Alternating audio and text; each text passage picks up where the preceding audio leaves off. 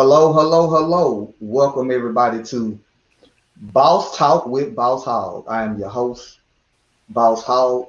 You also may know me from the Petty Crew Radio Show. Um, Boss Hogg with Boss Hogg is a weekly Wednesday night show where I get the opportunity to speak on some things that more than likely will not make it to our main show, which is the Petty Crew Radio Show, in which we host on Sunday afternoons. Again, want to welcome everybody to Boss Talk with Boss Howard. Today, I have with me a former guest of the Petty Crew Radio Show. This brother goes by the name of Daniel Sales III, who is the host of a podcast show called Keto 911. What's good? What's going on, bro, man? Yeah, man. Thank you for having me on here again. I appreciate the invite, man, to come back and talk with the folks. As he just said, yeah, my name is Daniel. I'm the host of the Keto 911 podcast, which you can find pretty much anywhere that your device can stream it from. A little bit about myself, if I can, real quick. My podcast has been going on for about a year. May will be my 1 year mark. I just had a solid interview with the CEO of Icon Foods, Mr. Tom King. Had a great talk about his products, his goals, his book that he wrote that he gave to me, and some of the products that he sent to me recently, man. So, hey, man, I'm growing, still moving, still thriving, man, and I'm glad to be back on here, bro. Appreciate it. Okay. Again, for everybody that's tuning in, this is our new weekly show, Boss Talk with Boss Hogg. Today's topic is going to be talking about the lack of diversity that we see in the NFL. For you guys don't know, I'm a former football player, advocate, fan of football, and just this past Sunday, the Super Bowl was played. For you guys that were watching, the Tampa Bay Buccaneers went on to win the Super Bowl with a diverse group of coaches. And also, we're going to talk about the myth behind the COVID-19 vaccine. You know, we as African Americans, I see it all the time. I see it on social media. There's a lack of trust in the medical field because for a lot of people, they feel that the vaccine was, pushed out too fast, and how we as African Americans have been treated over time in the medical system. And so, that's why I have my frat brother, also, podcaster, who wanted to join me in this conversation because he has some special insight, being that he too has had COVID. He has also taken the vaccine. So he's going to be talking from a place of experience from the medical field as well as somebody who has taken the vaccine. So with that being said, again, thank you everybody for tuning in. Please do me a favor. Please share this live. If you have any thoughts, please weigh in.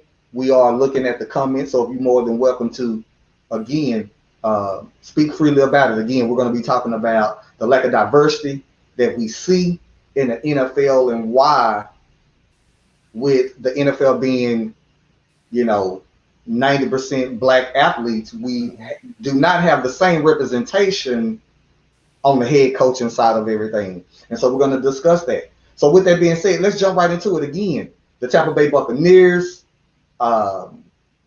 just won the Super Bowl.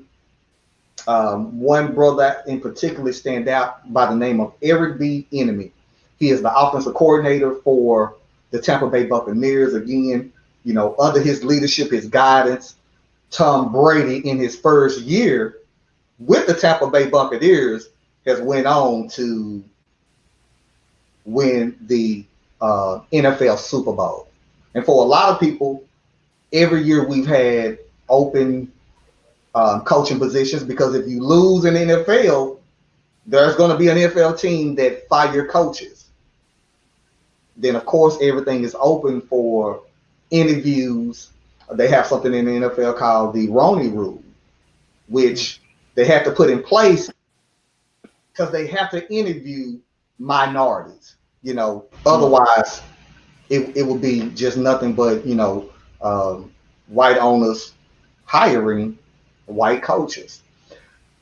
There was a tweet in which I'm going to share my screen for you guys that are watching. Again, please share this live, and I want you to weigh in on it. I'm going to share my screen, and there was a tweet with a picture that was shared, and a lot of people on social media, they actually shared this picture.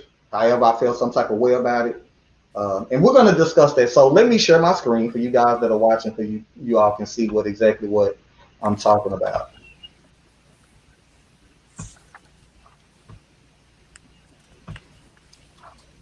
For you guys who are looking at my screen right now, you see a picture of the head coach to my left. I don't know his name. Again, I'm not a Tampa Bay Buccaneers, but that's actually irrelevant. But you also see now all of his coordinators. You have the offensive coordinator, the defensive coordinator. You see he have women on his staff. But Ryan Clark, and this is a real tweet. I had to go to Twitter because I'm also on Twitter. I had to go to Twitter and verify this tweet. And his tweet says, "Thank you, Bruce Arians, for showing the world that all three of your coordinators can be black. Your assistant head coach can be black. You can have 2 full-time women coaches and be the best team in the world. BA, you're a trailblazer. Leadership doesn't have a look." Again, I went to Ryan Clark's tweet. I just want to verify it's real. With social media, you can create anything. But then I'm going to switch to another picture that I posted. This is from my social media page, my personal social media page, posted February the 8th, 1:08 p.m. And I'm going to go to another picture.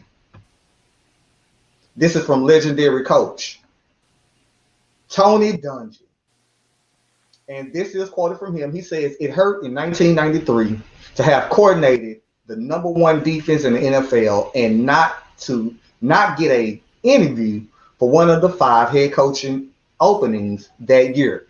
It hurts even more to see African-American coaches going through the same thing almost 30 years later." Let me say that again. This is from legendary black coach Tony Dungy. He says, "It hurts in 1993 to have coordinated the number one defense in the NFL and not to get an interview for one of the 5 head coaches coaching openings that year. It hurts even more to see African-American coaches going through the same thing almost 30 years later." And so my question that I want to pose today for anybody that's watching and want to chime in is, why do we still have this lack of diversity in the NFL? Why is it that we have yet to move from being what I call backseat drivers to leading teams to Super Bowls? Now, again, somebody will say, because we do have minorities who are coaches. I want to make sure we're clear. However, we only have one black coach, and his name is Mike Tomlinson, who is the head coach of the Steelers. That's it. And then I'm going to turn it over to you. I just want to give my quick thoughts about it. I myself was not proud, and I even tweeted that gentleman to give him my thoughts about that tweet. Simply to me, it's just not enough to have all these moral victories. Yeah. It's not enough for me to applaud something that we already see year after year. Yeah. What are we applauding here as African Americans when we can strategize, but who's going to get the glory at the end of the day? Your head coach. Yeah. Who's going to get the big payday at the end of it? It's going to be the head coach. Mm-hmm. I understand it. He's in a, all these coaches are in a precarious predicament, because all they can do is just put together the best staff, whether it's black or white, woman, all men. And in this case, this is what this gentleman did. And I respect that. So my beef is not with him because he put together the best coaching team to get them to the Super Bowl and they won. I take tasks to the NFL and its owners because I said to myself this week, what if it was the reverse and majority of your head coaches were black? Will we not still have a Super Bowl champion? I mean, because they're going to play 16 games. They're going to play Yeah. wild card. They're going to play the conference championships. And then two teams are going to go to the NFL. Mm-hmm. Will we not still have a Super Bowl champion if two head coaches who happen to be black met each other in the Super Bowl? And Daniel, what are your thoughts on it? Again, you've already told me. I already know you're not a sports head. But like I told you, this is really not so much about sports other than us as people of color Right. getting in a position of leadership. It's a business, beyond the sport, the passion of the sport, and the athletes. First and foremost, these franchises are businesses. Actions reflect leadership, as it was said in Remember the Titans. I believe that was a movie. Yeah, actions reflect leadership. Now, leadership ain't the coach. The coach is the face that people see first. The owners are the ones who pick the coach. And I guarantee you the owners ain't black. Right. So a lot of that is, regardless of the Roney Rule, from what I understand, the NFL has the league, and then you have the commissioners of the league, and then you have everybody that's up there who are all former coaches or probably former owners or whatever the case may be, which don't look like us. So they could say, yeah, the Roney Rule, but yeah, we can curtail that to be what we want. Okay, we had Tony Dungy, now we got one more. We got to be careful now, because once you start putting people in the areas of being coaches, of leadership, being the face of the team, not being, because the leaders are going to be the hidden people, but the coaches are the faces. Anything that's anything that the players do, whatever, bad, good, out in the public, and different, the coaches are going to be the faces. They're going to be holding the coaches responsible. So when you get a coach in there like the Pittsburgh Steelers coach, who I'm not a heavy sports head. When I get a chance to watch it, I watch it. When you see that coach right there for the Pittsburgh Steelers has the biggest amount of pressure on him, because the second that he looks unappealing to the owners, he knows he's on the chopping block faster than any other coach has been out there, and you can see that. And people don't bash me. The Dallas Cowboys had a horrible coach for the longest time, but they just let him sit there for the longest time, even though the team was doing horrible. And it took everybody just getting mad and just wanting to boycott the team in order for them to really, really make that change and for them to really just have a horrible season. But for him, he knows for a fact if he even just has half of a bad season, his job is on the line. No ands, ifs, or buts. And accountability for us matters, just as you said in the beginning. And I have a feeling that they're afraid that the more that come in, now you have more people who are going to have a seat at the table who, once they establish themselves historically as that coach, are going to go higher. They're going to go for the owner spots, and they don't want to share a room at the table when it comes to that. They're going to be old and rich, and then they're going to die off and pass it on to family members who don't care about it either.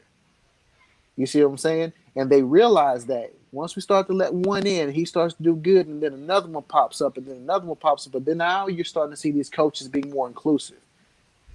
Black assistant coaches, female coordinators, and I saw that there's a female defensive end coach, I believe, for another team. Mm-hmm. It's changing at the speed and to the depths that the owners and the league commissioners have no control over now. And they don't like it. So, the biggest thing that I can say that I just reiterate when it comes to that is accountability matters. They know for a fact that when we get to the position of where we're the faces of the teams, we're going to start making decisions that are going to be more socially accurate to the environments, socially accurate, ethnically accurate to our own people. to where we are going to be making those changes and making those those impacts outside of their control. And that's what I believe that they're afraid of. It's the same way with any other sport as well, because you see NASCAR starting to have more black drivers. You know, tennis, golf, everybody went crazy when Tiger Woods came in there and started winning. Mm-hmm. You know, Venus and Serena went crazy when they started winning. And now there's hockey players and black hockey players and everything else. When we come into a field, they know for a fact we come in to dominate. You know, the NFL is 90%. You said 90% black. Mm-hmm. How many of those young men that come through there actually pursue coaching? Mm. You know, because it's not like some of the players in the NBA who wound up turning into coaches now. How many of those same players turn into coaches, turn into coordinators, defensive end coordinators? No, because once they're used up and damaged and broken, they're recycled. Give them a title and send them on their way. They don't give them anything else to shoot for because they tell them, okay, you're a player. That's it. You've reached the pinnacle of your athleticism, anything like that, and then they stop it. Let those same players have that same ambition to go do that, and then they get it, and they get in that area, you're going to see a huge change in the league. You're going to see a huge change in the league, but that's what they're afraid of, bringing more of our people or people of color or women into the fold to actually come for these positions that they're now taking for granted that they've been riding the coattails on for decades now. Gotcha. So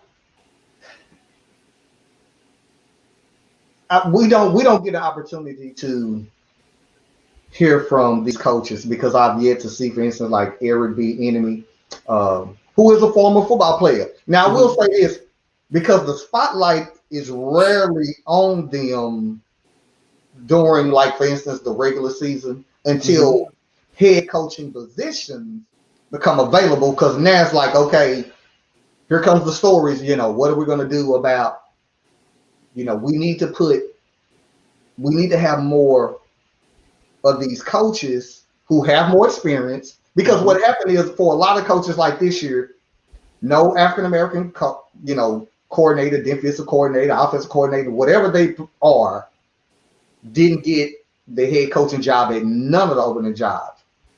But some of these coaches who were hired have less experience in their position. Some of these coaches never were offensive coordinators. Some of these coaches were not assistant head coaches. Right. But we don't hear from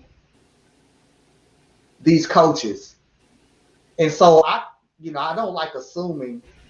I just feel like, I ask myself, well, have they accepted the fact that this is the end of the road for them? Do we know they're comfortable with saying, you know what, I'm fine with being the offensive coordinator? I mean, I can't say it because I can't give my approval or disapproval. I can't let you know because I might end up losing my job. Right. But I'm comfortable with it, and these are questions, and you can, chime in, but again, these are questions that flow through my mind, and that's exactly right. I'm pretty sure that any of those individuals who come into these positions and get these coordinator positions are not just saying, you know what, that's it. This is where I want to be, and I'm going to be done. No, they have aspirations and goals to go higher. But at the same time, they're picking these individuals that don't have this experience, that haven't done this, because they're not picking them for that. The owners are picking people who are going to be a face. Get them on the sideline. Get them showing, giving direction and all that. But that's not the people that are doing it. It's the assistant coach and every other person that's behind the scenes that help make the face look good. It's not. Think about the time that we're in, and I hate to kind of switch it. The former president put a whole bunch of people in positions who were not qualified to do these jobs. Why? Because they were the faces that he wanted there. That's a good analogy. to make them look good. Now, could they do the job? No, but they had people behind them running the stuff in the back to make the faces look good. And that's all this is. And the people who are the coordinators who are like, I want to go, I want to do this, I want to do this. But what happens when you start to tell people your dreams in other places? Everybody that's with you ain't for you. Those same people are like, hey man, look, he's trying to get up there. We need to tone him back down. We need to keep him here because if he really starts to go for it, we need to get rid of him. Those are the people that are on the inside that are the dream killers for those who have aspirations to be more. So they don't say anything because they don't want to lose, the position that they work so hard just to get to here. They don't want to jeopardize that in fear of losing it. But they're probably still working in the background. They're still working. They're probably still gaining. They're still doing this. They're networking. They're networking, waiting for the opportunity to come up, waiting for somebody to open up the door so that way they can run in. And they're probably still applying too. And you got one of those black coaches. They're like, hey, just keep at it. It's going to happen. Just keep at it. Just keep at it. Just keep at it. Don't leave. Because if you leave, it's going to be 10 to 20 times to 100 times harder to find your way back or to get somewhere else that's going to benefit you. These are high-class positions. For any one position, you got 500 people ready to go ahead and jump in and come get it. You think they're going to sit up there and jeopardize their spot? No. Right. But they're going to sit up there and try to find avenues and bide their time so that way they can try to get in there, get in where they can fit in. But you still, like I said before, the owners are picking faces, not experience, not talent. I'm serious. The coaches don't really pick the players. No way. They got a whole commission crew and everything else, and the coach is the one who sits in and gives his opinion on it. But the coach isn't the number one decider on who gets picked. True. He's primarily the face, and he's the focal point of on direction. So what do you want your face to do? Do you want your face to act the part if you're trying to project something to somebody, or do you want your face to resemble the demographic that's out there to mean something not to you, but to other people? Colin Kaepernick spoke out about this, and when he started doing this, guess what? He got ostracized. Why? Because he started bringing relevance to the situations at hand. It was more than just police. It was the disparaging issues everywhere. Why? That's why you had the whole infighting when it came to some players wanting to take a knee and some players not. Guess what? Coaches was like, we got to do something about, they're looking at the coaches now like, what's the face going to do? What's the face of the team going to do? Because he's got to think about what are the owners going to tell him and what can he get away with? Because now he has so much more response. When, like I said, this is changing. Ever since Kaepernick came in, and now all of a sudden these new faces, and now this inclusion, now all this diversity is here, now it's harder. Now they're going to have to look on the aspect of, okay, so now we're going to need to be on board with this, because if something like this happens again and we ain't got the right faces there, we're going to lose money, we're going to lose revenue, and that's the number one thing that these owners don't want to do. So I got a question. Because you brought up something about faces. So is it safe to say that, because we know for a fact a lot of these coaches who got positions this year, who got head coaching positions this year, some of them do not have the same experience or less experience than these black coaches who have the good experience.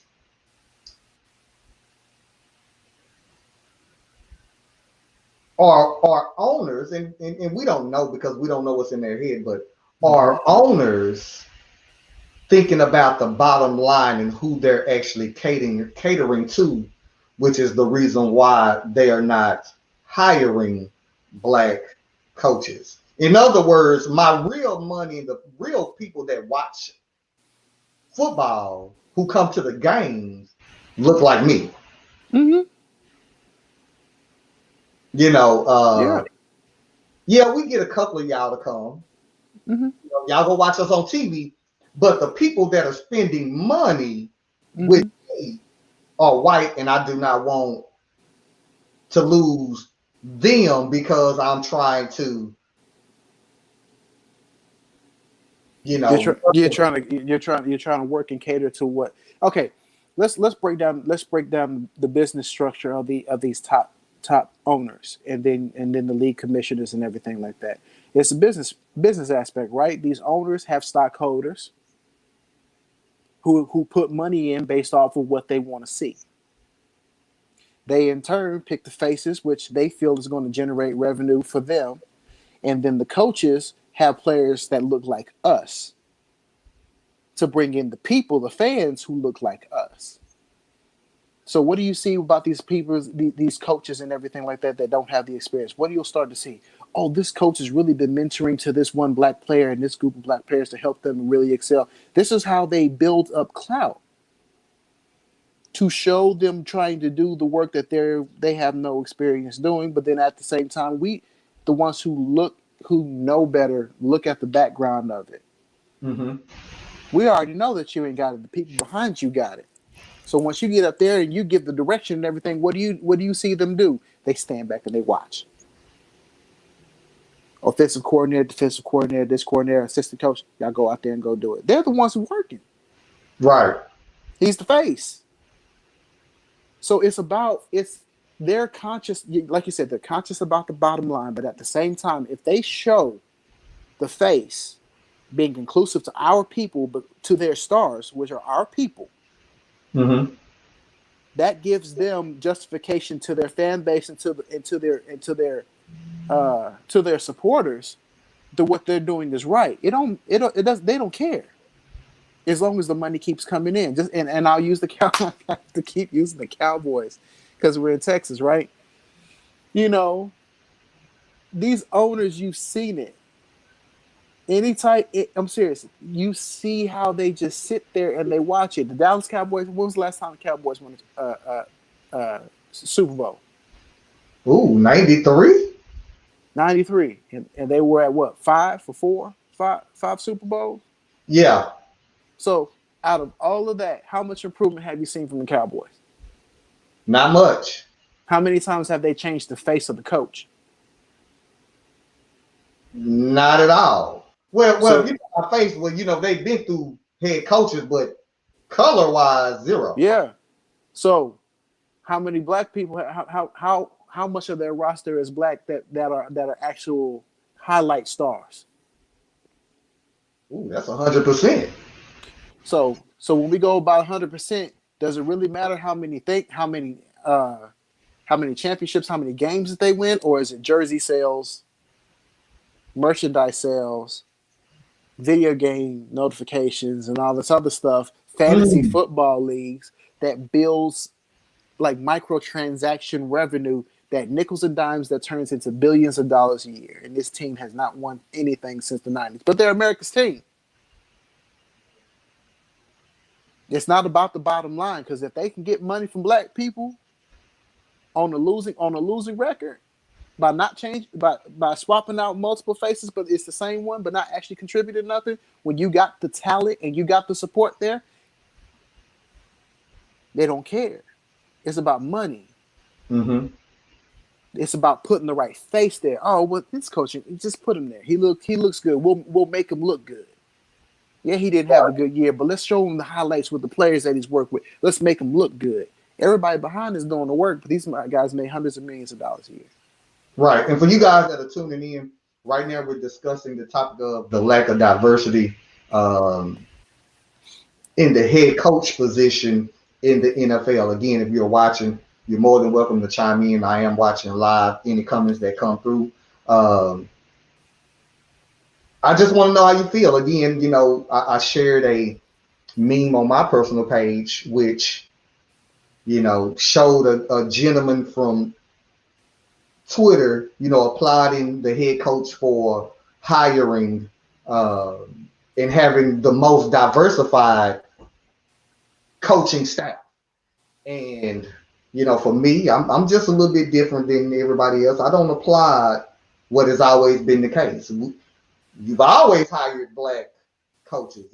There's always been a diversity. What's new is that we're adding women into the picture. That's honestly, that's really about it. I showed the picture again. I'm gonna show my screen for you guys who didn't see it the first time. Um, this is the meme that is going around on social media, in which uh, we're discussing right now. For you guys who are just now tuning in, if you're just now watching at this point, let me go back to the first picture for you guys that are watching on the screen. This was a tweet, and the picture was added to it again, Photoshop or whatever. But this is a live tweet, and again, it says, "Thank you, Bruce Arians, for showing the world that all three of our coordinators can be black. Your assistant head coach can be black, and that's major. You can have two full-time women coaches and be the best team in the world. You're a trailblazer. Leadership doesn't what it says, leadership doesn't have a look." And so, but again, legendary, which I posted on my social media page, legendary coach didn't apply and does not applaud none of that. He's quoted as saying it hurts in 1993 to have coordinated the number one defense in the NFL and not get an interview for one of the 5 head coaching openings that year. It hurts even more to see African American coaches going through the same thing almost 30 years later. Mm-hmm. So I'm not the only one who really does not applaud the fact that this gentleman put together this great coaching staff. You know, are you going to make your staff all white? You could. Yeah. But players relate to their own. Every player does not respond to certain coaches. And so, again, a lot of these coaches are put in a position to make sure they put together a staff that's going to get them to the Super Bowl, because for every NFL football player, that's where they want to go, to the Super Bowl. Are we making too much of it? Because, again, we don't see these coaches complaining, and I understand why. They probably don't want to lose their job. So, again, if you are tuning in, you're more than welcome to weigh in on that. Now, let's switch gears to the reason why we really wanted to have this conversation and this boss talk tonight, which is the misconceptions, the fears, the lack of information we have as African Americans when it comes to the vaccination. For you guys that don't know, and if you're living under a rock, we are in the middle of a pandemic.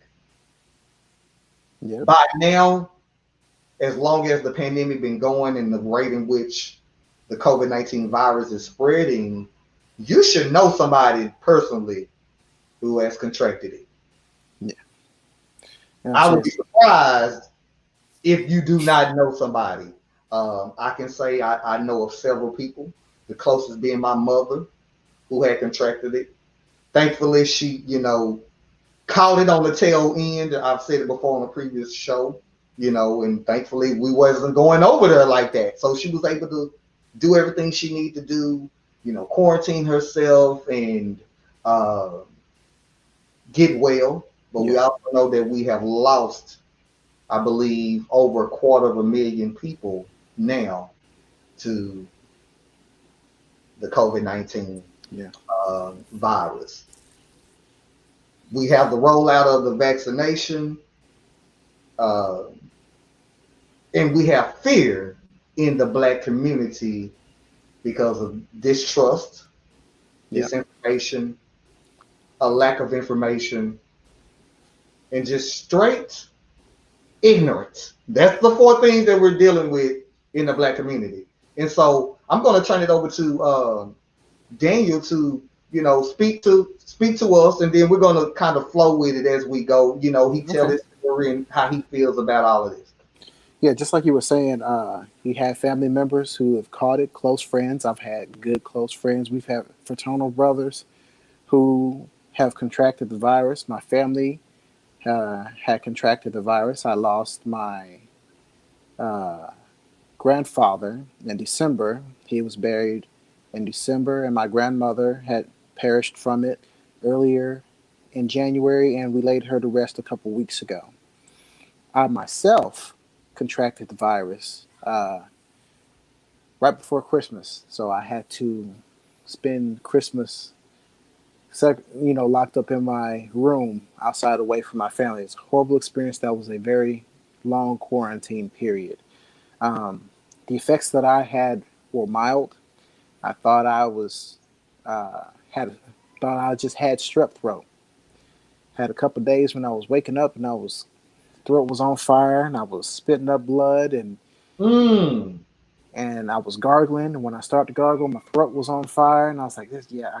As soon as it got to a concerning amount of blood, and I knew a little bit, and I was like, "Yeah," but it got concerning. So then I went to go get tested. They were like, "Yeah, we're just gonna test for COVID and strep."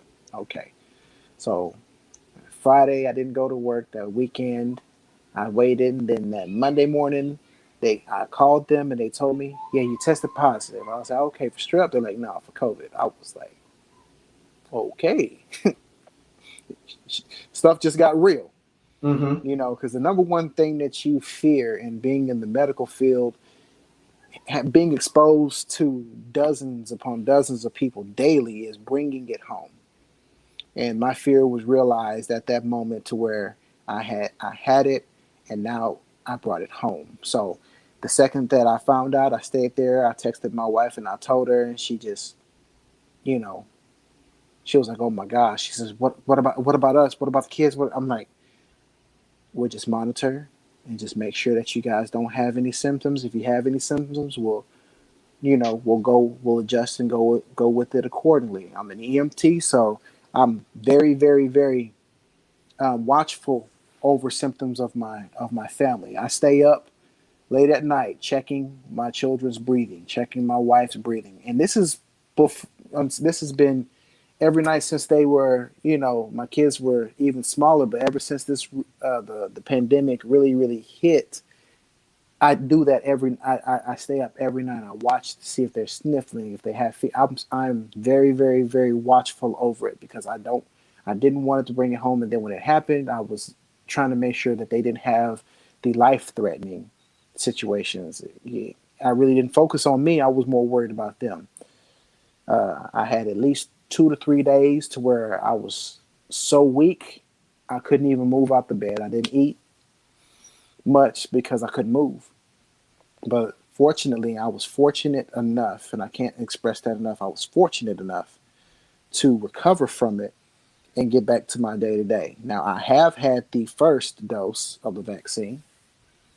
My second dose will be this weekend. I got the Pfizer vaccine. I did my research on it. I work around doctors, so I asked them their medical opinion and everything. The doctor that I work really close with, he already got his taken care of. He previously had it himself, but he wanted to make sure that he was good to get it taken to get the virus taken care of because we're in the thick of it daily. Healthcare workers are in the thick of it daily. So, you know, COVID is not a joke.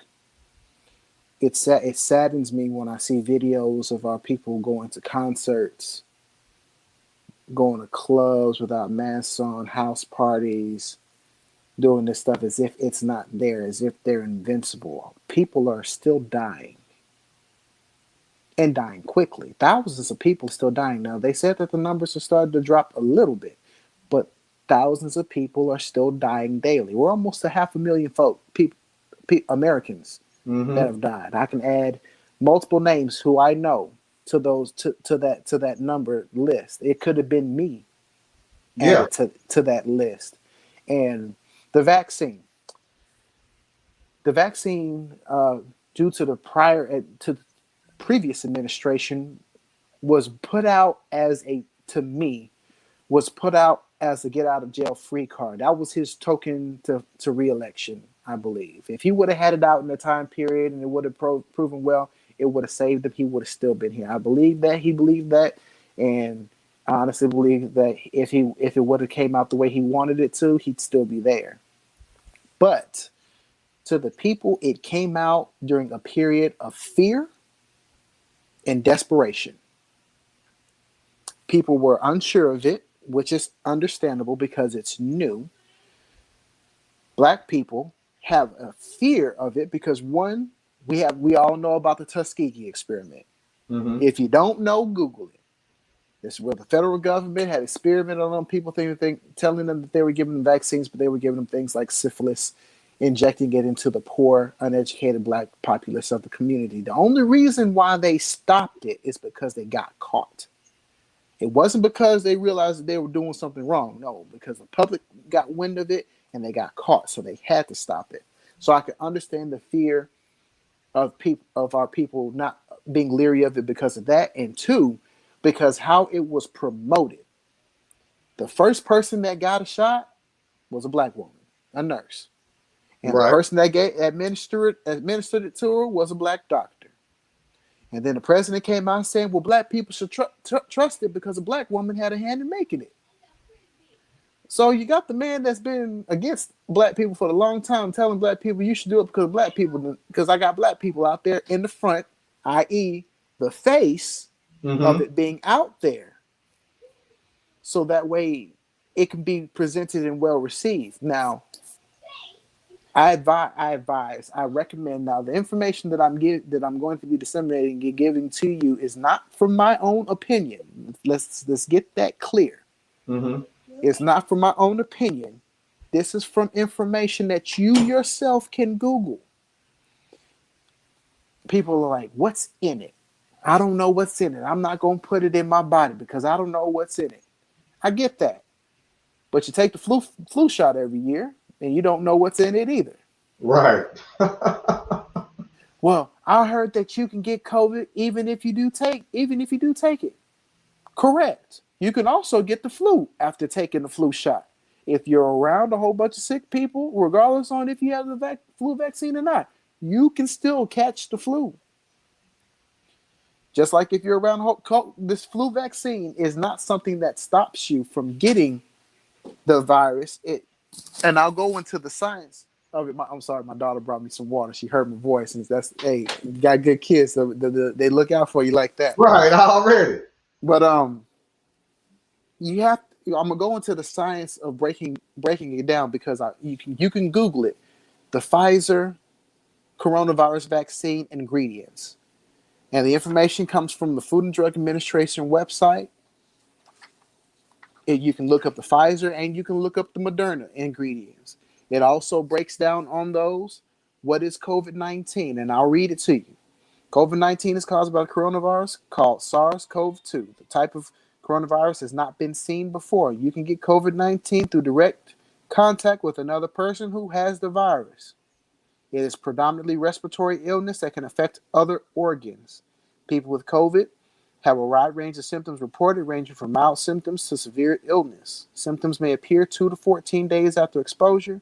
Symptoms may include fever and chills, cough, shortness of breath, fatigue, muscle and body aches, headache, new loss of taste and or smell, sore throat, congestion or runny nose, nausea and vomiting, and or diarrhea. And since the weather's been 30 degrees one way and the other another day, everybody's got runny nose.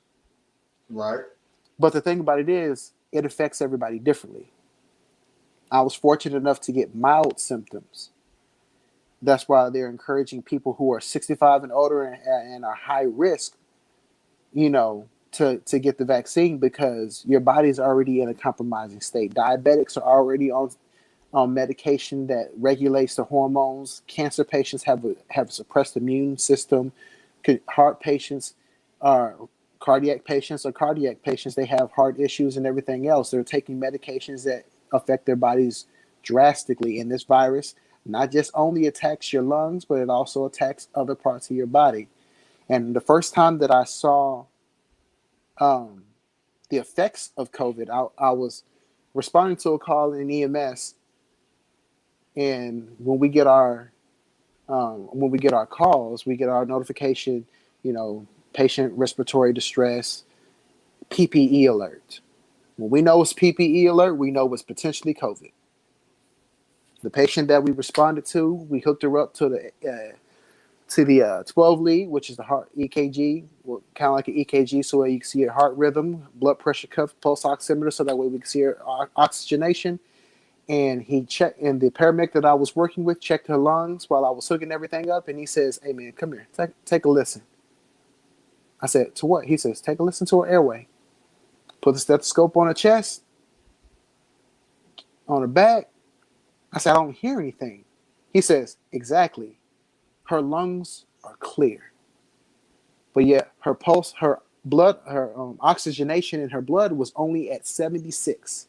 Mm. Now, medically speaking, so that way one I can bring this full circle, your your oxygenation levels should be between 99, 100, and 95. Anything below 95 is an area of concern.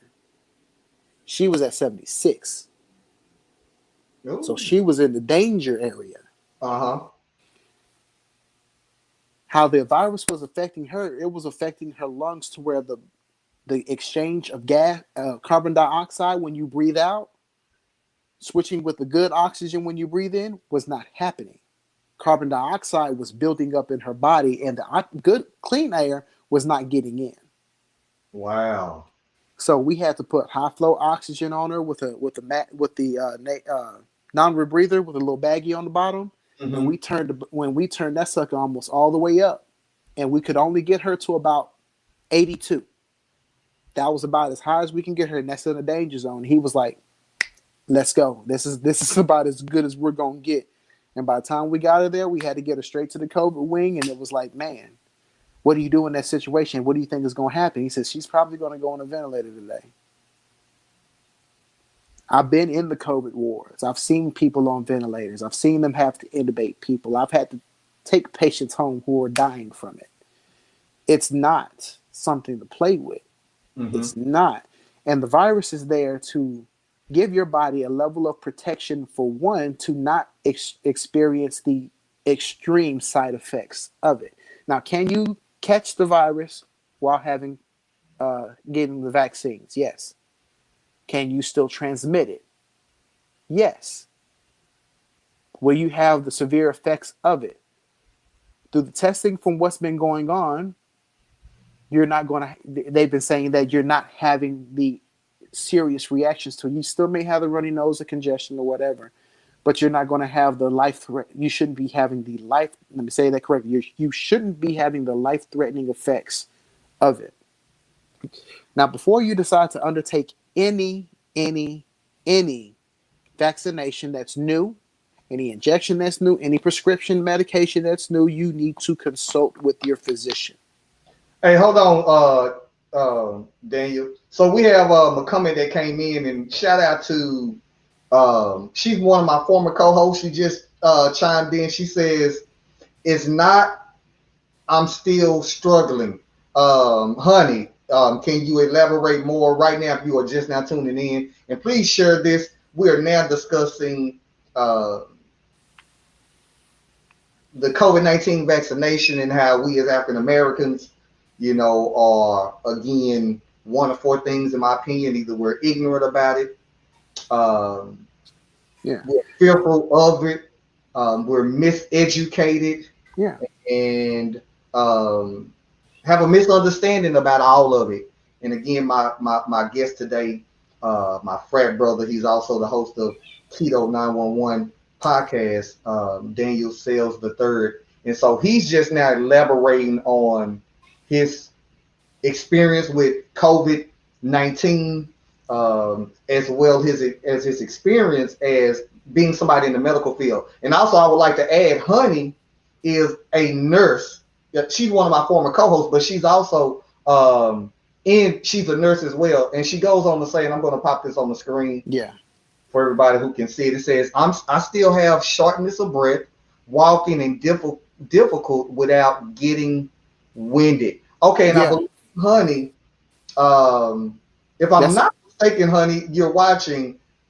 She too mm-hmm. contracted Yeah, COVID-19. So what we would like to know is if you've taken the vaccine. Please let us know in the comments if you've taken the vaccine. And so, to uh, elaborate on what she's saying, mhm. that's COVID still has residual effects on a lot of people. That's not the first time I've heard to where I still have trouble breathing and catching my breath. I get winded easy. One of my college frat brothers, he wound up having it, and he still is still recovering from it months later.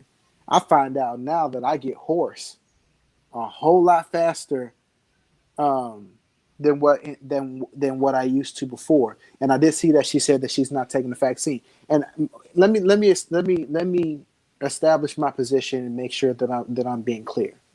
I Mm-hmm. took the vaccine because of my personal understanding of it, my interactions with people on the daily basis that I have, and not wanting to spread it anymore past me, and put my family at risk. That's mine. I'm not trying to tell anybody that you just need to go get it. You got to get it. You got to get it. You got to get it. No, no, no, no, no, no, no. You make the choice on what you want to do with your body. I'm all supportive of that. I don't want to sit up there and tell somebody um, that you just have to do it. No, I'm not going to tell you that. What I want everybody to do is take their time to research it, to read about it, not ask somebody down the street or go to the barbershop and ask them what they think about it and hear them say, no, the government's trying to track you. They're going to put a microchip in you. It's going to change. It's going to change your DNA and all that other stuff. mRNA is the bad stuff. mRNA is called messenger RNA. It's a part of your DNA, so you already have it in you. Hmm. mRNA, they use it in the vaccine so that way it helps wake up a part of your DNA to realize that potential viruses coming in, I need to get myself prepared. So it automatically heightens your immune's reaction time so that way it can prepare for what's coming. It's not injecting dead COVID cells into your body like the flu vaccine does. What the flu vaccine does, it injects dead flu cells into your body so that way your body has time to practice on what it's supposed to destroy. So that way, when the flu virus comes in, your body's already prepared because it's already been practicing. Right. Okay. So she came back and she says, I guess memory is bad words don't come out like I wanted to. She's saying, okay, she's clarifying she have not taken the vaccine yet. So let me give my position as well. Uh, I believe we need to educate ourselves and make a educated choice. Yeah. Uh, I've heard it all because this right now is the discussion I know we have in my home, and it should be a discussion that people of color are having in their homes. Mm-hmm. Being that again now, people close to us are catching it. Yeah. Uh, and I'm going to read some of the facts and myths in which we see out there as my bro also give out his information because we want you guys to come away from this having somewhat of a better understanding of what it is that I feel we need to take. Yeah. I have not yet taken it, but I have signed up for I have registered to take the vaccine here in uh, locally in Dallas as well in Tarrant County. So whenever they get to me, they're going to get to me. Right now, this is the biggest, most important. How do I want to put it? Outside our other issues as African Americans, this is our biggest issue. Yeah. It's a huge decision to take, and it shouldn't be taken lightly. Right, we're catching this faster than anybody else. People of color. Mm-hmm. I don't know why. I would love the answer to that. It does not matter. That's irrelevant. What we do know is that we're getting affected disproportionately against our other white and Latino counterparts. Let me go a little bit further with that. Mm-hmm. We're being affected disproportionately because, and I don't want to be so critical of my people, but our people don't like to follow the rules when it comes to a lot of things. Churches are still going on where I'm seeing people still going to church services. You know, we're still going out doing things, just like everybody else is doing it. I come across more patients that have previously had it about 80 to 90% of the patients that I come across had it at one point, either recently or months ago. Then I come across people who've never had it, and that's disheartening. And when it comes across more of our black people, almost every other black person that I've talked to has had it. And I'm like, well, what are you doing? Well, I'm just, I really didn't think nothing of it and everything like that. And I'm like, we gotta stop that. We gotta really, really, really stop that. Is it so? The things that we're doing, going out, kicking it with folks. Sometimes we're wearing a mask, sometimes we're not. And I made a post where people are wearing a mask inappropriately. And I saw that Miss Mitch said that she was exposed from work from a possible patient or employee, and I'll even go on record saying I got exposed from an employee. Mm. We did the contact tracing, and I was like, yeah, it was you. And after and yeah, I was mad when I came across it because I always have my mask on, with the exception of me taking a sip of water or drinking my coffee. And it just so happened that that particular individual was symptomatic and at work, and I just so happened to be passing in that area taking a sip.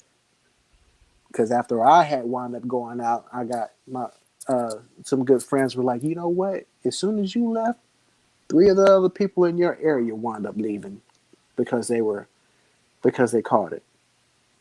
You You know, know, again, we can't reiterate enough that the first step in fighting this is protecting yourself. yeah, Um, if you are following me on my social media page, I honestly have been posting day one from the first person who took the trial vaccine, which was a white woman, I believe in Seattle, Washington. I thought, yeah. I how, think I saw that one. and so, as the old saying goes, you can lead a horse to water, but you can't make them drink. Right. So, I try to put information out there regarding this, regarding the myths to educate ourselves. But if we are not going to take the time to read it for ourselves, and all I tell people, and I said this to my mother Sunday because she stated, hey, I was once against it, but then I was like, you know what, I trust God with other things and me. I said, well, let's leave God out of it because Thank you. Thank you. Thank I'm you. gonna tell you something. Oh man. Thank It's, you. it's funny how now, listen, I ain't seen so many Negroes using God and all of a sudden Man. faith.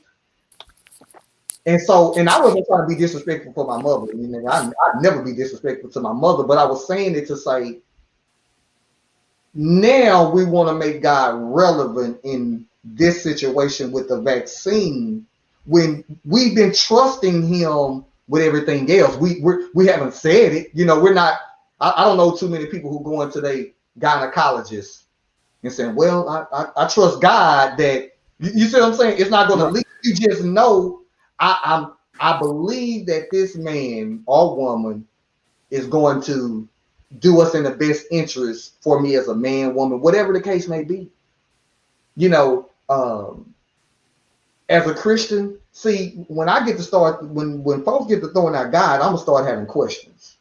I'm Mm-hmm. not gonna lie, I'm finna start having questions, and so I say, let's leave God out of it and let's use common sense and science. With that being said, But you just said blasphemy to Christians, to Baptists and Kojic and all them other folks. When you say logic and science, you about to have lightning strike you. listen, Somebody's gonna condemn you to hell and all this other stuff. And look, if I could jump in on that part uh, when it comes to God, and I'll go on this is I guess it's the first public time that I'm going to say this publicly. I'm not a Christian anymore. I've left that aspect of my life. Um, I hear that, oh well, God's going to protect us, God's going to do this, and I see churches in the midst of this pandemic. If when you come to church, God's going to do that. Okay, look, people, the Bible says or they say in Christianity, faith without works is dead. Not only do you have to have faith, but you got to do the things in the processes to keep yourself protected. Mm-hmm. And then somebody else had told me, you know, I'm not worried about it. God's got me. Jesus. I said, do you not realize in the Bible, in the story of Moses, when the plague of death came about to kill the firstborn son of everybody, they told him to put the blood on the top of the door, and they said, "Stay inside, because if you come out, you will surely die." Now, the same God that you were saying that will protect you is the same God that will use you to prove a point. Come on, man. See, uh, people got to stop using God as a number one shield and actually do the work to protect yourself. It is selfish to not take the extra precautions and leave it to God to do it for you. You have to do the work. right. Social distance, wear your mask all the time, sanitize your hands, sanitize your house. That Yep. means clean. That means, I'm serious, every single night when my kiddos go to sleep, I Lysol spray and I wipe down everything, PlayStation controllers, TV remote controls, the couch, chairs, everything. I'm killing everything. Before they go to sleep, I Lysol their room. And we wash the sheets and everything every week. Why? Because we're doing the preventative work.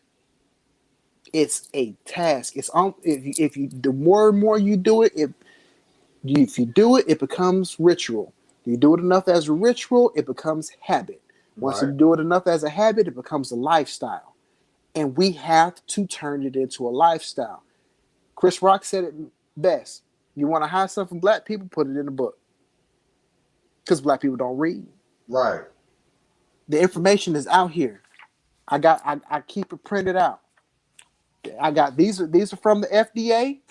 This is from the CDC, the Centers from Disease Control. You have to. There is no excuse why you should not read this. If it's hard for you to understand, call your doctor. That's why they're there. Ask them their medical opinion. Make an educated decision based off of understanding the facts as they are. So that way, when you make that decision is made for you. Don't spread the propaganda and the lies based off of how you feel. Right. Because how you feel will get yourself sick and killed or somebody else based off of your feelings. Right. And not only that, because we're on social media. Every time a new story come out, I see it on mine. Every time a new story come out, something happened. This person died. They took the vaccine, or this person got this reaction. Well, again, see, a couple of things you would know if you read, and especially if you're on my page and if you read. Mm-hmm. First and foremost, they already said that, listen, more than likely, you're going to get the effects from the second shot. Yeah. Then you might get it from the first, but 9 times out of 10, you're probably going to get the side effects from the second dose. Doesn't mean everybody will, but that's kind of how we're seeing it play out. Again, It is educating yourself to make a sound decision. Yes. And here's what I tell people. I have children. My children are not, my son will be 20 in March. He's not an adult yet to me. I want to see my children have children. Yeah. I want to live long enough to say, whenever I close my eyes and whenever I get called home, it's cool with me. Now, at the end of the day, it's up to him. Yeah. But before I leave here, I want to be okay with the life I've lived. And as I tell people all the time, listen, I'm one of those people that don't mind raising my hand and say, I'm one of those that's, I want to meet Jesus or I want to meet God. As that old saying go, everybody want to go to heaven, but don't nobody want to die. That's me. I will be in the first one in that line. That's me. I say that to say that, if you value the people that you say you value, like you said, your family, your children, your spouse, your mother if they living, if it's your daddy living, whoever you feel is important to you, you're doing it not just for you, you're doing it for them. Yes. You're Yes. doing it to make sure you're around and you're Yeah. protecting yourself when you're around them. And you hope that they're doing the same for you. Yeah. Because you say you love me, you go Show show up me. every way possible Yeah. that you do. Yeah. And when Uh, I was feeling the way that I was feeling, and during my quarantine, I'm like, I can't. When I know that they were okay, but yet I was feeling the worst that I was feeling. I thought about not seeing them graduate. I thought about not being able to have that bond with my son, and imagining the grief my wife would have to experience and my children would have to experience because I'm not there. So mm, me doing this was trying to do everything that I could so that way I can be there for them in the best health that I could potentially be in going forward. Can you die from? Are there risks with it? Yes, there are risks with it. There are risks with the flu vaccine. People have bad reactions to the flu vaccine.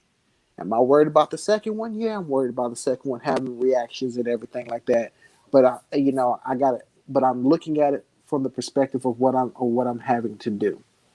right, It's my family's worth it. But I'm just saying. But this is just me. I've done the research. I asked the questions. From what I don't understand, I ask a doctor who does. So that way, one, I can get the information, and I don't just say, okay, cool, I'm gonna do it. I bring it home. Hey, talk to my wife. Hey, this is what the doctor said. He's taking it first and second doses. This is how he felt. I understand it's different from everybody. What do you think? I want to do it. I want to protect you. My wife is to the point where she's like, she's been ready to go ahead and get it, but in the states that it's in right now, high risk, family members of healthcare workers and healthcare workers. It's not to that point, even though some areas are starting to release it to the general public. And a lot of the times, as soon as it opens up in Tyler, where I'm at, it's already full. right. The second that it opens up. But you know what's funny? When I went to go get my shot, guess who was in the waiting room? Cool. I was pretty much one out of three black faces in there, full of a room full of not non-black faces. Mm, Because those folks is like, oh, I'm not playing around. I don't want to get this. I don't want to feel like this. I'm gonna go ahead and get it. And they show up and they get them get the vaccine. Like I said, it's their decision. But you also have to look at who's showing up. Yeah, and from what the sister's saying, she says every breath that she felt like her last one. And I would say my sister, if you are feeling that way, just go get checked out to be sure. Because I had a good friend of mine recently who battled it, who wound up having a lung infection recently to where he had to go get checked out. It may be something else, sis. The residual effects of it can harm you. I don't want to go too far into deep of how it affected my grandmother that wound up having her perish, but please take care of yourself. Please go get checked out. That's just my recommendation. right. From And like from I one, said, it's again, we're holding this conversation about the vaccine and we do understand. Let's. I just want to put it out there. We are very educated black men. We're going to read, so we are aware of the history. Let me say it again, so we're clear. Anybody that's watching this, we are not ignorant to the history of how we've been treated from a medical position. We yeah, are aware of the Tuskegee experiments and how we're treated and given or misinformation and not giving information. We are aware of all of that. And so I want to say to people who are on the fence, who are saying no, we do understand your fear. However, right now, that faith that y'all talk about, since you want to throw faith out there, your faith is going to have to be larger than your fear. I fear dying from COVID. yeah, I'm not fearing the vaccine. I'm fearing not getting my vaccine in time because I mean, for the most part, I am even though I'm a essential worker Mm-hmm. because I've never had a day off because of the field that I'm in from transportation and agriculture. I've been to work and I'm out and about all the time. But from the beginning, I've always double layered. For you guys that are just now watching, let's speak on these masks real quick. Those Oh look yeah. the ones that are not reusable, those blue on the outside, white on the inside. From the beginning, they had already told you, and they're just reiterating, you need to double up. That those masks, and Daniel was in the medical field, those masks are to protect going out. That's why when you seeing a lot of them people with pictures with the face shields, they have that mask on because the shield was to protect everything that's going to be coming in. I'm Mm-hmm. protecting what's going out, and the shield is going to protect me from having everything to hit my face. So double up on the mask. You know, the CDC, now it's just being said again, but it was said Yeah. from the beginning. But because we don't read, now we got to put a whole Well, nother public service yeah. announcement out of something that you should have been doing. When Yeah. I'm at Now we got to play catch up. Yeah, when I'm at work every day, I'm always double up. I'm double up just because now I'm not in people's face, they're not in mine. Mm-hmm. However, I am moving in the vicinity of people who might have just spoke and something might be in the air. Yeah. And so, if you haven't contracted it, consider yourself, be thankful and lucky that you haven't, and continue to protect yourself. I want to read a couple of things because it was funny when I seen one of the message. So here's one of the myths, and me and Daniel are going to be going back and forth, just disseminating information.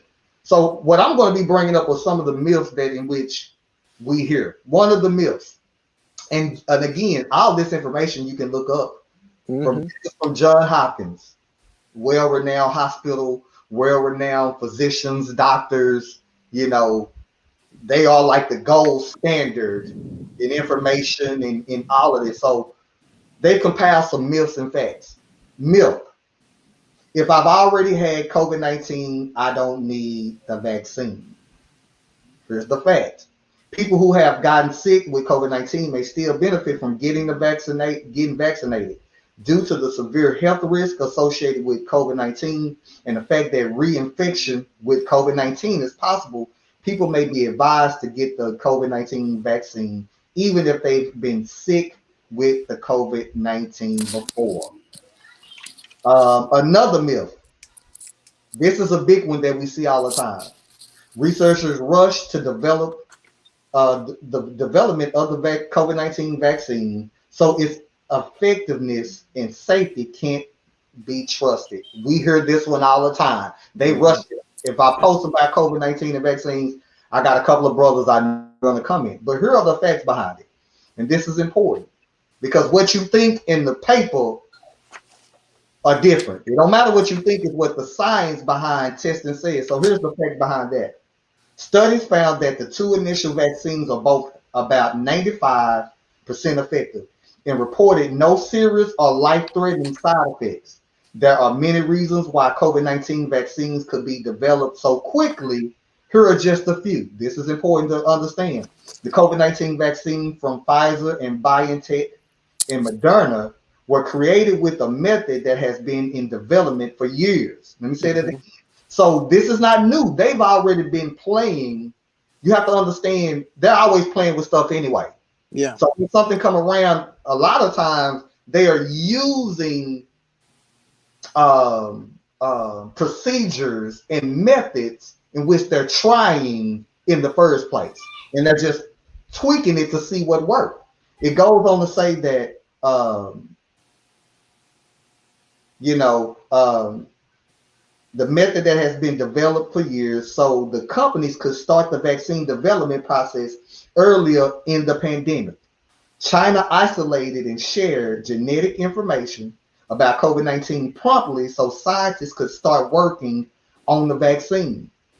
Also, the vaccine developer didn't skip any testing steps, but conducted some of the steps on a overlapping schedule to gather data faster. Vaccine projects had plenty of resources as governments invested in research or paid for vaccines in advance. Some types of COVID-19 vaccines were created using messenger RNA, because you mentioned that, Mm-hmm. or known as mRNA, which allows a faster approach than the traditional way that vaccines are made. Again, I've Mm-hmm. always said on my page, we're trying to use common logic for an uncommon situation. Yeah. It's literally, in reading that statement, is what I'm saying. They didn't use common procedure for a uncommon situation. Right. It also goes on to say that social media help companies find and engage study volunteers. That means that you probably seen them asking if you having signs, symptoms, we would love for you to volunteer. Mm-hmm. Um, so it also says, because of COVID-19 is so contagious and widespread, it did not take long to see if the vaccine worked for the study volunteers who were vaccinated. So when people talk about us being the guinea pigs, no. What about the people who lined up Mm-hmm. to say, hey, I'm going to be tested? Because we got to remember, they don't know if the shit is going to work or not. They were Right. the real guinea pigs. They Yeah. were used to come up with the data and find out what worked and what not. That means that the truth is somebody lost their life during the trial process. Yeah. There was an older gentleman overseas who was well in his, I believe, 80s or so. He volunteered for the clinical trials. And they were like, "Well, aren't you worried about dying?" He says, "Oh, I'll live a long life. If they can learn from me to save more people, then I've done my part." Now that's a selfless act. Mm, You don't have too many people that are, willing to risk their life or put their lives on the line for the benefit of millions. But he did that. I haven't followed up to see his status or if he's still living or if he's dead. But um, you had people who were out there doing the clinical trials. You heard it on the radio. Anybody who wanted to go ahead and sign up for the COVID vaccine clinical trials, you call this number, and I think that you get paid for it and all this other stuff like that. But um, it's been going on for a long time, and when it came out, it was almost at its peak. Thanksgiving had happened. We had huge, you know, spreader events that wound up just making the numbers skyrocket, and it came out during the period of fear and desperation, which is what didn't add to the trust mm-hmm. of understanding, the virus actually being able to help, you know. So go ahead, keep going, bro. I'm gonna jump back in a minute. Go Oh ahead. no, you good, you good. I mean, again, we want to have this conversation for people that are tuning in. If you're just now tuning in, again, first part of the show, we were talking about the lack of diversity in the NFL when it comes to African American coaches. Now we've shifted to talking about the myths and dispelling the disinformation or the misinformation that is being put out there regarding the vaccine. As we've stated, and we can't reiterate enough that we do understand that people of color are rightful to have fear Yeah. of taking the vaccine. However, we also have to look at the data and make wise decisions for us, not just me, not just my guest, but for all of us as a black community in surviving this thing. Yeah. And so, again, we're talking about the myths because we want to make this clear because some of these myths we've already seen on social media. And so let's get the facts out there. Here's another one. Because I mean, John Hopkins, they do their due diligence. Oh yeah, they go in. Right. So here's another myth. Getting the COVID-19 vaccine gives you COVID-19. Here's the facts. The vaccine from the COVID-19 cannot and will not give you COVID-19. The two authorized are the mRNA vaccines instruct your cells to reproduce a protein that is part of the SARS CoV-2 coronavirus, which helps your body recognize and Mm-hmm. fight the virus. If it comes along, it says the COVID-19 vaccine does not contain the SARS-CoV-2 virus. So you cannot get COVID-19 from the vaccine. The protein that helps your immune system recognize and fight the virus does not cause infection of any sort. Again, this comes from study of it. Let's go. Now, to add to that, there have been some people who have gotten the vaccine, and then all of a sudden it was in the news and social media and stuff like that. Nurse or person who got the vaccine wound up testing positive for COVID. Oh my Yes. gosh, it's not working. It's not working. Pause. So here's the thing. Upon initial contact with somebody who's presumptive to have it, the actual virus takes up to 14 days to incubate into your body before you're able to see any symptoms. So it was very, very true, very, very possible that he could have already contracted the virus prior to him getting the vaccine. Right. To where by the time he wound up getting the vaccine, boom, he wound up maybe showing symptoms to where, oh, you have COVID. So again, folks, you got to read into the stories just a bit more. And even more so with that one, it doesn't give you COVID, but at the same time, it doesn't protect you from just not wearing a mask and going out there willy-nilly. Oh, speaking of masks, let's go back to that. I Let's didn't get it. get that one. Myth. Getting the COVID-19 vaccine means I can stop wearing my mask and taking coronavirus precautions. Fact, individuals who get COVID-19 vaccination still need to practice infection prevention precautions. Keep your mask on and continue staying at least 6 feet from people outside your household until further notice. Vaccines do not stop the coronavirus from entering your body. They only prevent you from developing moderate to severe COVID-19. It's not yet clear if people vaccinated from COVID-19 can still carry and transmit the virus even when they themselves don't get sick. So again, this is just a common sense thing. Just because you got the vaccine, especially if you only got one and you Yeah. ain't got seven, common sense say, hopefully let me still protect myself, because again, you are still in that period where you can wind up catching it. Uh, Yes.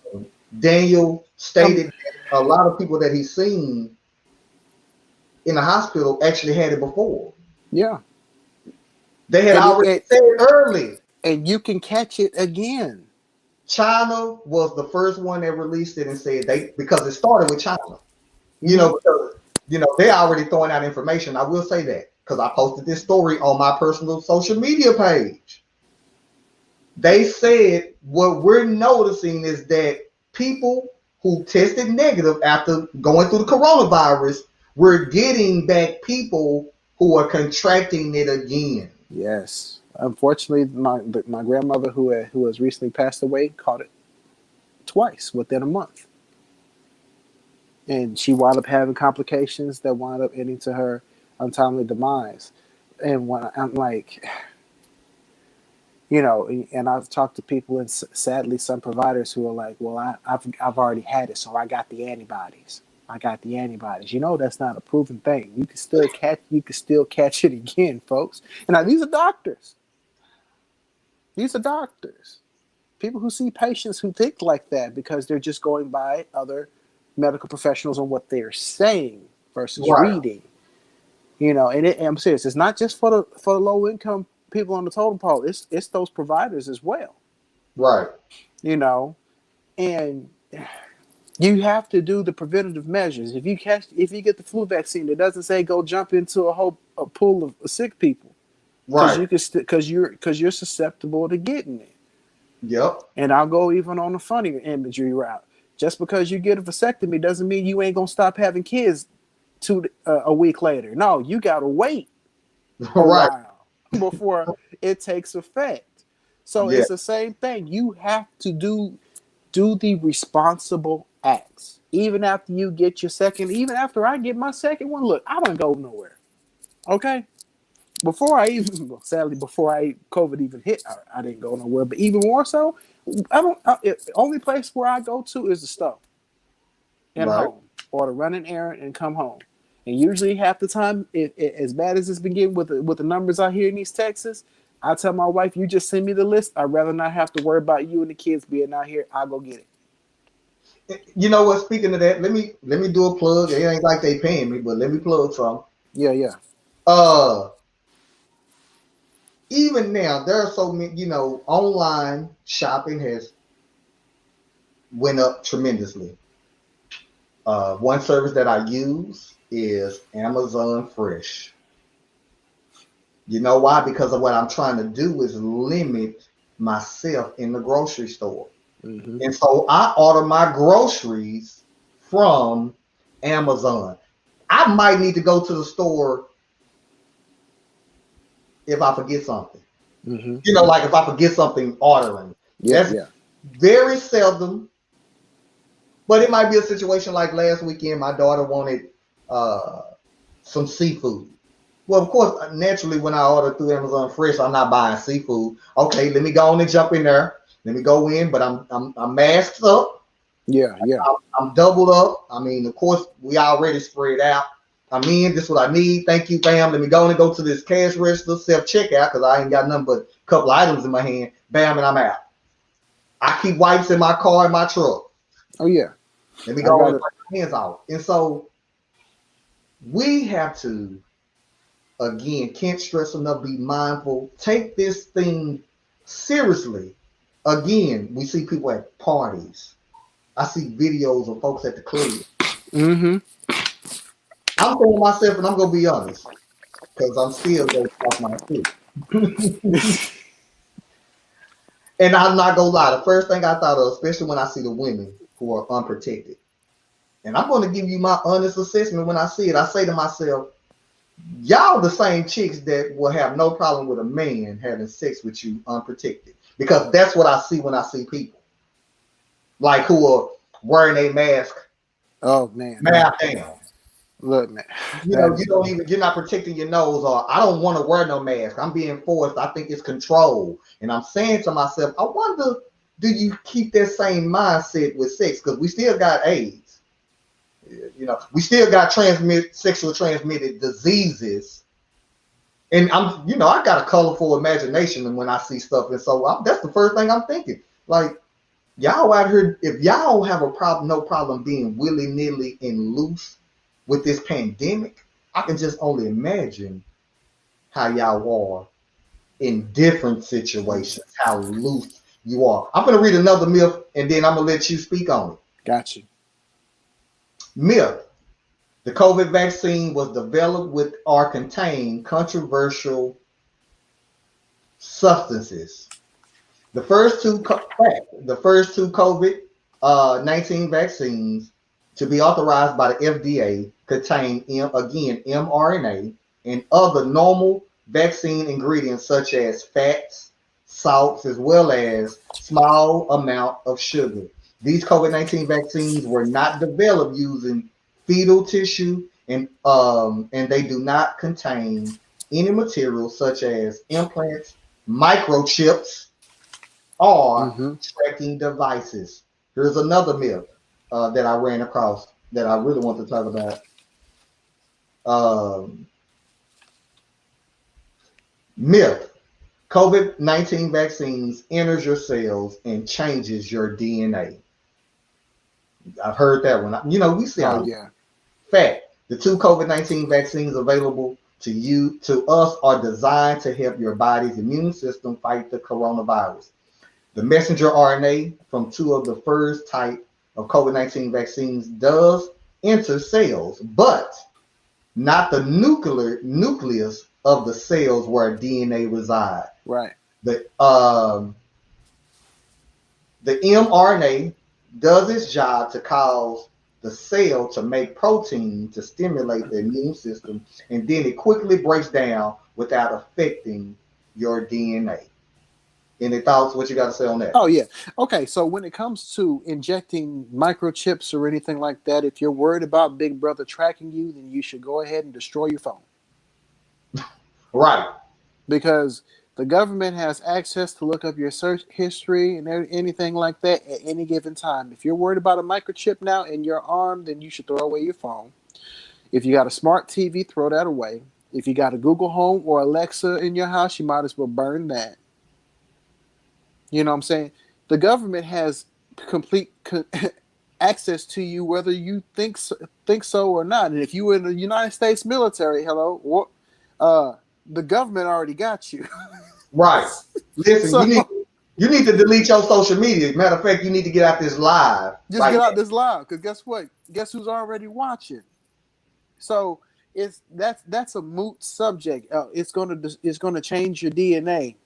We've already broken that down. They already think Freemasons got alien DNA as it is, and I ain't heard nothing about that as is. And then they were like, change the DNA, and then I'm Freemason. I already got alien.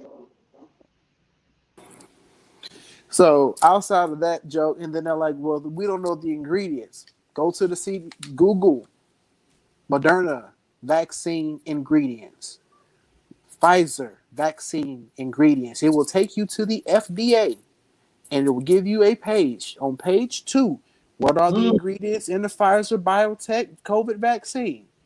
And it includes the following ingredients. First, mRNA lipids. A whole bunch of scientific things that I'm not going to break my neck on trying to pronounce, even though I'm good with that. Polyethylene glycol, which is in most foods as is. Phosphocholine, cholesterol, potassium chloride, monobasic potassium phosphate, sodium chloride, which is salt, dibasic sodium phosphate, dihydrate, and sucrose, which is a sugar derivative. Now, guess what? I just read it to you.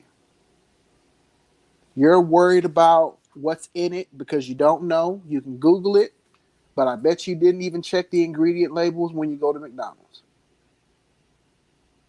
I bet you don't check the ingredient labels when you get right. processed foods. And them things in there are meant to kill you.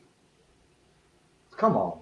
See, there you You go. got we got to do better than, oh, I don't know what's in it, so I'm not gonna touch it. Okay, cool. Well, stop eating McDonald's. Because you don't know all what's in there. That's right. That's Stop right. eating processed foods because you don't know what's in there. You can't be selective on this when you don't take the opportunity to engage and learn. Yep. What's the worst thing that can happen? You make a decision not to do it. But guess what? It's an informed decision. Right. Well, I've Right. heard people that read it. Okay, did they say that they read it or did they read it? Well, they said they read it. Okay, cool. I had this conversation with my dad. I'm like, have you read it? Yeah, I read it. Okay, cool. Tell me something about it. No, you ain't read it. Right. Now, don't just say it. Just be saying it. I'll go this further for the Christian friends that I have. Do you believe everything in the Bible or did you read it? Whoa. See, there you go. Do you just believe in God because somebody told you to believe in God, or did you take the time out to read the Bible yourself to understand it? Right. Because there's a whole bunch of people who don't read but just follow. Yeah. I listen to my pastor though. You know, I go on Sunday. Yeah, You know, but that's I watch them live. yeah, but that's the practice. But that's the practice. You can't sit up here and tell somebody about God and what He's done and everything like that if you can't quote the Bible, if you can't tell them about the scriptures, if you can't do this. We're giving you the information, as the Christians say, book, chapter, and verse, websites, pages. You just got to go do the research. Right. If Yeah. you go, if you buy a house, you're gonna read that paperwork. You just ain't gonna throw out money. See, not at all. And again, hold on, Daniel, for those that are just now watching again, to get you caught up. Again, first half of the show, if you missed it, we were discussing the lack of diversity in the NFL when it comes to head coaches, black head coaches. Now we're just dispelling the myth and just having an overall conversation about the coronavirus vaccine. We believe, that it is in your best interest to take it.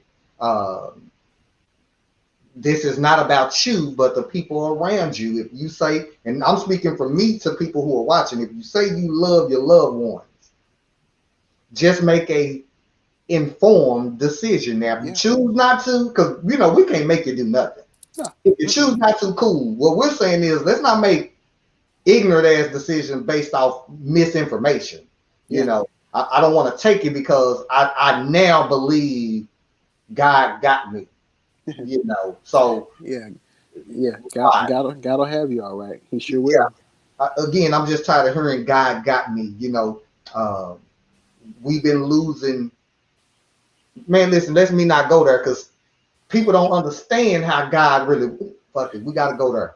Saying God got you is not an excuse to be ignorant. Right. Okay, there you go. It's not an excuse to be ignorant. It's not an excuse to say, let me not do what's in the best interest. Because watch this, and I said it before. If your child break his arm, or you go take him to the doctor, or you go say, God got him.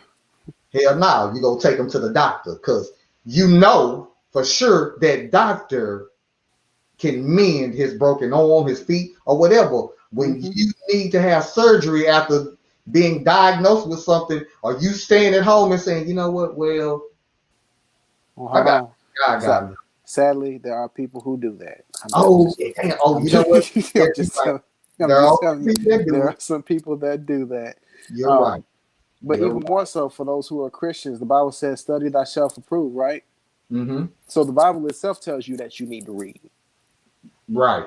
So I'm like, you can't give yourself the crutch of your faith as an excuse to not do what's morally responsible for yourself. And it's not taking the virus just because we say it. It's doing what you need to do to be well informed, to make a sound decision based off of evidence and facts. The previous administration did not operate on that at all. Right. And now you have the opportunity. Dr. Fauci's been out there. That man's been smiling. That man's been giving press briefings. That man has been dumping information every minute that he can. Things that changes, studies that changes, new recommendations he's sent up there because science and medicine constantly changes. He's trying to keep people ahead of the curve versus playing catch up. Because now we're in the area of playing catch up. He's trying to catch us up fast. So we're obligated to give the information out. You do with it what you will. But you can't say. But what we're doing is giving you the information, so that way you can't say nobody tried to tell you. Right. Yeah. And man, listen, I say that all the time. What will never be said is that you can't say you didn't know. No, you chose. You chose not to know. Because we've done our due diligence in just holding the intelligent conversation about it and throwing out a couple of things that we see all the time. And before we wrap it up. I'm gonna give out another myth, and for you guys, because again, there's a list, and our whole point is that there are myths and studies and data as we continue to reiterate that you yourself can pull up. Prior to this show, I got to do work to find out what I want to talk about, and guess what? There's nothing to be ashamed of that you Googled something. You just need to know where to find the right information while you're Googling it. So before I give my last myth and fact, everything that I'm reading from is from a simple Google COVID-19 vaccines myth versus fact. And you're going to come up against that article from hopkinsmedicine.org. You can go to hopkinsmedicine.org to find out all the information that you would need to find out about everything that they're studying, because they're continually pumping out information. Yep. The CDC is another website, because I believe Daniel pulled his information from the CDC. And so this is stuff that you yourself can look, instead of saying, you know what, I'm gonna be blind to it and just give it away. Let me tell you something. I'm gonna read this that I didn't put up on the screen, and if I did, for you guys that didn't see, shout out to my girl, honey. I wish you nothing but the best, and I'm going to reach out to her. But this is what she posted, and this is how serious it is, and I want you guys to take this shit serious. If you are watching right now, I just posted on the screen. Shelly says, I had to resign from my profession yesterday due to complications. And since I'm sorry to hear that, Prayers go out to you. I hope that you are able to go ahead and get the treatment and follow up that you need, so that way you can continue to improve in your health. It's no joke. This is something, from what she's saying, which is tragic. It's happening all over the place. Let's think about it. This is every day. This young lady just said, she's a long time nurse. Yeah. I know she has children, a family that she got to take care of. Yeah. Bills that need to be paid. Yeah. She said, I had to resign from my profession yesterday due to complications. Now, what if the president, the dodo that just left out, was more proactive from the beginning? She might be okay. And then even more so, the right measures for her financially will be in place to help support her and to give her so that way, once she can continue to take care of her family, even due to the situation. But again, that's the face. The face. I got to keep tying it back in. That's the face that doesn't care about the bottom line. You're right about that. I'm going to give my last myth, man, as we close out this show. You know, again, I hope that everything that we talked about, you definitely enjoyed, but it was information that you can use. You can go back again, you know, do the research yourself. I always tell people, you know, don't listen to what I say, research what I say. Yeah. It's just that simple. Damn, I'm going to make that a shirt. Don't do what I say. Don't listen to what I say, research what I say. And here's the last myth, because again, I'm just picking out the ones that I have seen on a regular common basis on my personal social media page. Myth: now that we have a vaccine for COVID-19, we can make vaccines for the common cold, HIV, and other diseases. I've seen people talk about this shit in one part of a conversation or another. Here's the fact behind it. The thousands of viruses that cause various diseases are very different. Let me say that again.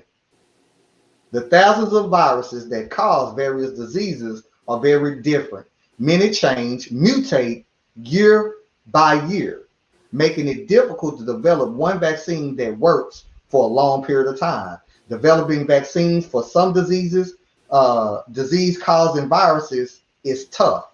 For example, the virus that causes HIV can hide and make itself undetectable by the human immune system, which makes creating a vaccine for it extremely difficult. Mm-hmm. The common cold can be caused by any hundreds of different viruses.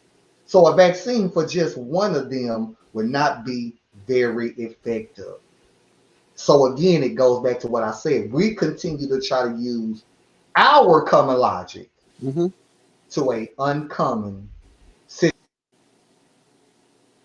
situation, because I've seen on my feed in their argument to say these very things in which we are dispelling. Oh, well, you know, they created it too fast. It normally takes 5 or 6 years. Well, the truth is that a lot of these techniques have been in the work for decades. Yeah. You think that they don't take breaks in between pandemics. Right. It ain't like, right. Man, listen, that's why I'm glad I have you on the show. Right. Like they say, you know what?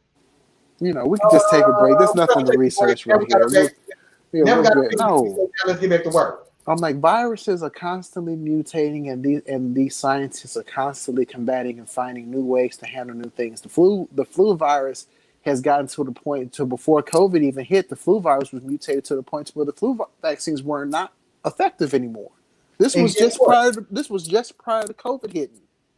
Matter of fact, 2 years ago, speaking of that, because you can Google it, what happened is, I believe it was on a Navy ship or whatever, that they found out that the flu shot that they were giving was not effective. They had to admit that it was not. Because again, stuff is ever changing.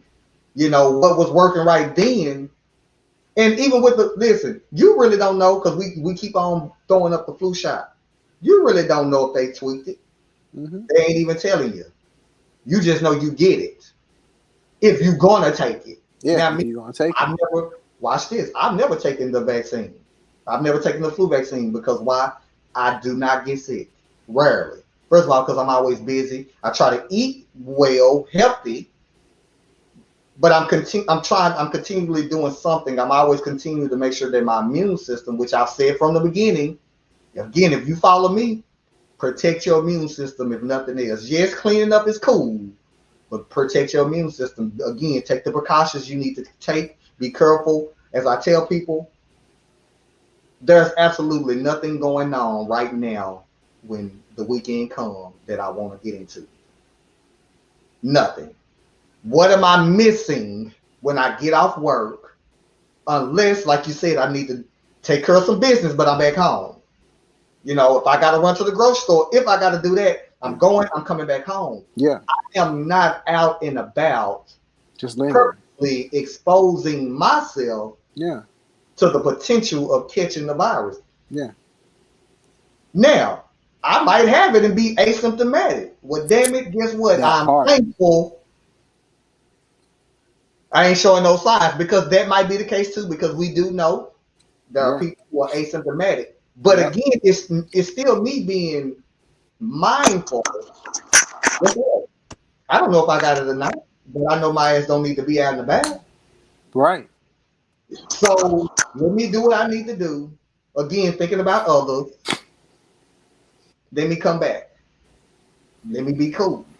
I'm more concerned about my children because I have nurses. For you guys that don't know, you know, I have a special needs son. I have nurses that take care of him. Well, my son don't go nowhere without me, so he don't leave the house.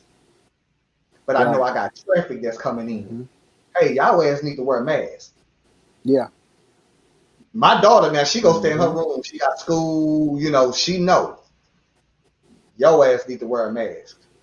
You need to make sure you protect it because as long as this pandemic continues, we're going to see more and more people close to us become affected. So we got to do what we got to do to protect ourselves. Before we get out of here, Daniel, you got the last word. Talk to us.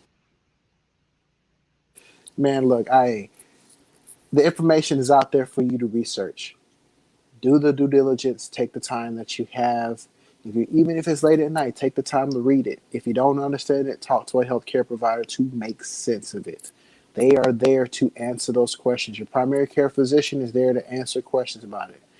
That's what they're there for. They have the degrees, they understand the science behind it, and they're there to give you a educated understanding of it. You can ask them, well, do you recommend it? You may have underlying health issues that you're concerned with. It's always great to consult the primary care physician so that way, one, you don't put yourself in an unnecessary harm by doing it. But also, still, people, wear your masks, social distance, wash your hands, obey all precautions, regardless on what state legislature, whatever, Governor Abbott, Gomer, whatever idiots are trying to tell you otherwise. Those folks, I'm gonna tell you something about that. Those folks live privately. They're not around you. They're not around people like you are.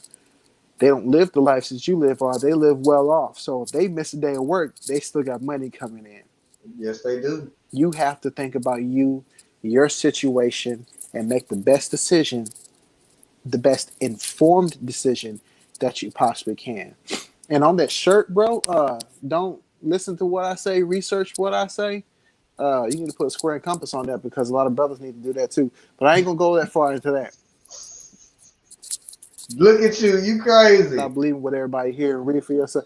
I'm sorry, I threw that. I slipped that one in there. Last shout out. I want to shout out to my Facebook brothers.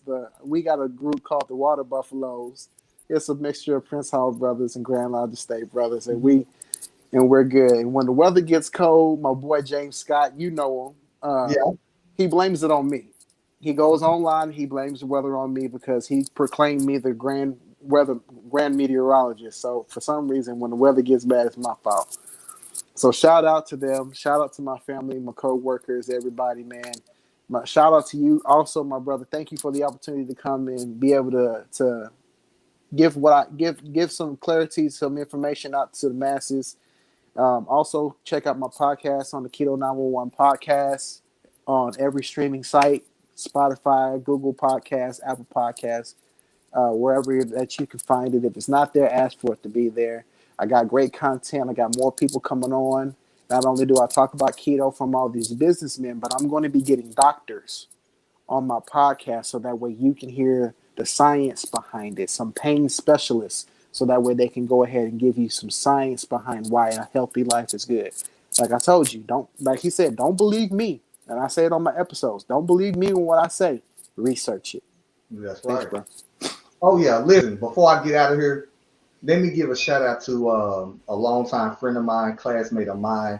For you guys that are looking, I know y'all probably like, that's a unique T-shirt. And so goes by the name, a brother by the name of Keith Allison. And he has a coffee company called Oh, Coffee Heads that will be coming to a town, hood, city near you. Again, black owned.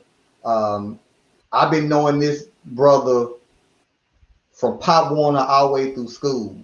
And so, again, I'm proud to see this brother making headway, again, creating a lane in which, very few of us in, which is the coffee business. And so I had to yeah. represent for him today. So what's so dope about his t-shirts is that this design is like one of 10.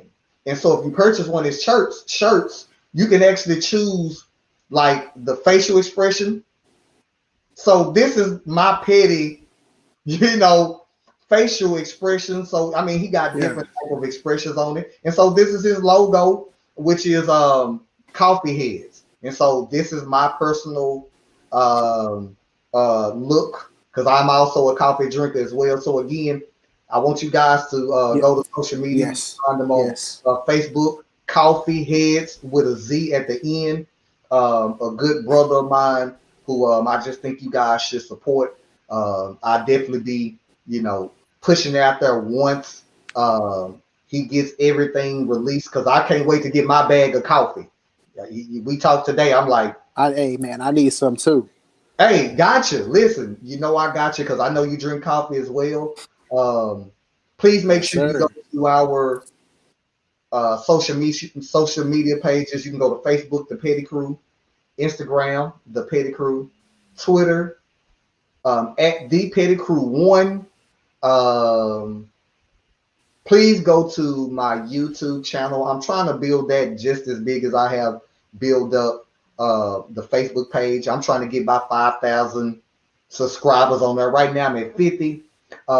This show will be um, broadcast again. We will be going live tomorrow as well. So you'll get to see this same conversation, but just at different times for you guys that have missed uh, this show. Please again share this. A lot of good information that was giving conversation in which you find yourself might want to come in on. Thank everybody who was chiming in. Um, Shelly, aka Honey, my former co-host. I will be reaching out to you as well to make sure you're okay. I'm sorry to hear that you have to resign. People, this virus is real. This pandemic is real, regardless of what your mind thinks. People are losing their lives. People are losing their jobs. You know, and at the end of the day, we want you guys to make a educated decision on taking the vaccine. We can't make you take it. What we can do is give our thoughts and give out the information we want to present to you to make a sound decision. With that being said, man, I want to thank you guys for tuning in. And then to next Wednesday, we'll have a new topic, whole new conversation. As I always say to all my guests, you're more than welcome to join me next Wednesday. Whatever it is we're talking about, you're more than welcome to come on. Also, the Petty Crew Radio Show, just let me know. It's much love. Again, let me plug the show. We will not be doing the Petty Crew Radio Show this Sunday for you guys that know this is Valentine's weekend. We will not be doing the show. We want Yeah. to spend time with your loved ones. Love is in the air, be it marriages, relationships, friendships, or whatever. That's the time for you to celebrate those relationships and love you have for the people that are in your life. With that being said, thank you. And until